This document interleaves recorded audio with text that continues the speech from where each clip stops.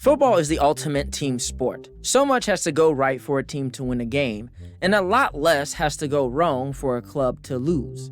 No position in the sport gets more blame and or praise for their team's fortune than the quarterback. However, many greats, regardless of position, are judged on their rings or lack thereof. Today, we are going to talk about some legends and the best team they played on.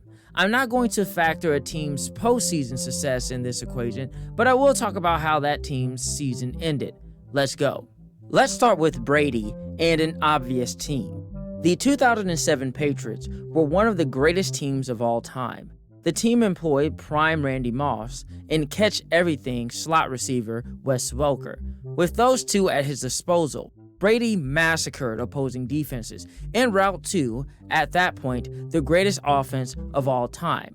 The offense just wasn't about those three, however. The trio of Lawrence Maroney, Sammy Morris, and dual threat Kevin Falk helped keep defenses honest with the 13th best rushing attack in the league.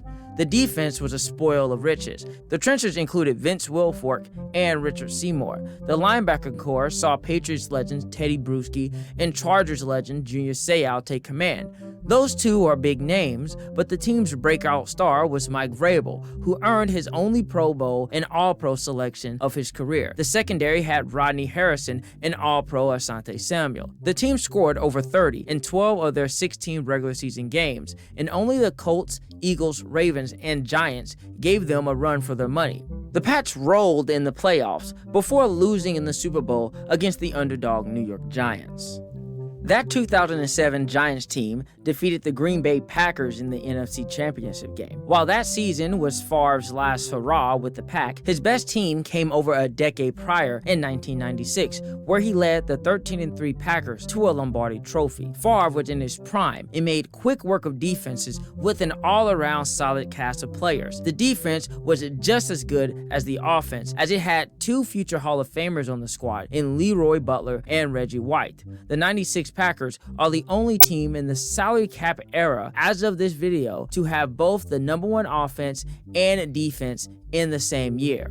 Favre would win his second straight MVP, and the Packers would dismantle the Patriots in the Super Bowl with the help of a Desmond Howard kickoff return late in the third quarter. The Packers were the big brothers of the NFC North for much of the last 25 years, but in the 90s, the Lions had the best overall player on their team. Barry Sanders is the greatest running back of all time. If he wanted to, he could have broke every rushing record, but losing was just too much for him. And since the Lions wouldn't let him go, he decided that riding off into the sunset was better than spending another year with an inept franchise. 1991 was the last time, as of this video, that the Detroit Lions were close to winning a title. The 91 Lions weren't all-time world beaters, but they did manage to secure 12 wins en route to a division crown.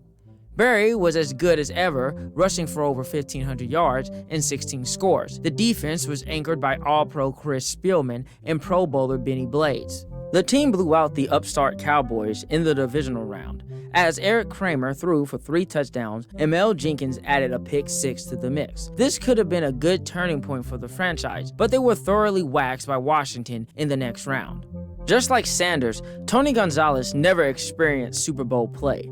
The GOAT tight end spent the majority of his career in Kansas City, but it wasn't until he was in the twilight of his career that he actually got his best shot at a title. The 2012 Falcons started the season off hot with an 8-0 record and finishing with a 13-3 record. The team had Matt Ryan at the helm, and Gonzalez had fellow pass catchers Roddy White and an emerging Julio Jones to help keep the defenses off of him. Michael Turner would add 10 rushes on the ground. With this help, Gonzalez would become an All-Pro and Pro Bowler for 2012. I know that some KC faithful will say that the 03 Chiefs team was great, and I will agree with you, but that team had an atrocious defense, while the Falcons had a solid top 5 defense bolstered by John Abraham, Asante Samuel, and Thomas DeCow. The Falcons would secure the top seed in the NFC and survive a scare against the Seattle Seahawks before losing a heartbreaker to the 49ers due to some pretty shitty play calling on the last 4 plays. The 2012 49ers would go on to lose to the Ravens in the Super Bowl,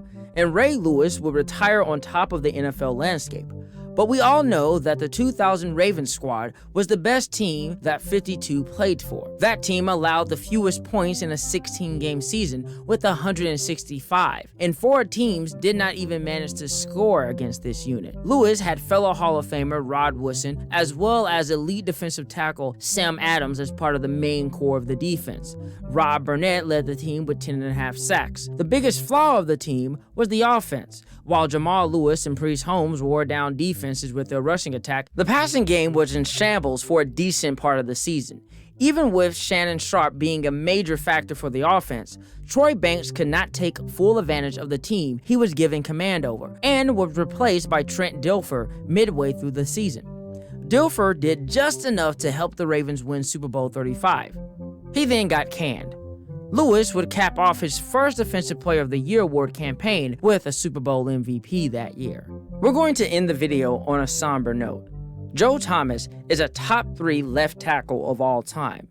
He was a Pro Bowler for his first 10 years in the league and racked up 6 All-Pros during that decade. He was an Iron Man for his career, and he only missed games in his final season. Despite his amazing play, he was only a left tackle, and as a result, he couldn't affect the game the way other positions could. The Browns never made the playoffs in Thomas's career.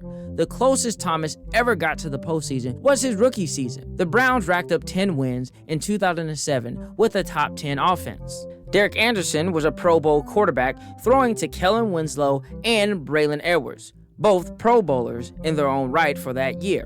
In the backfield was Jamal Lewis, who rushed for over 1,300 yards and 9 scores. The special teams had one of the greatest returners to ever do it with Josh Cribbs. The Browns lost a heartbreaker to the Jags late in the season, and as a result, lost a tiebreaker to the 10-6 Titans, who secured the last wildcard spot.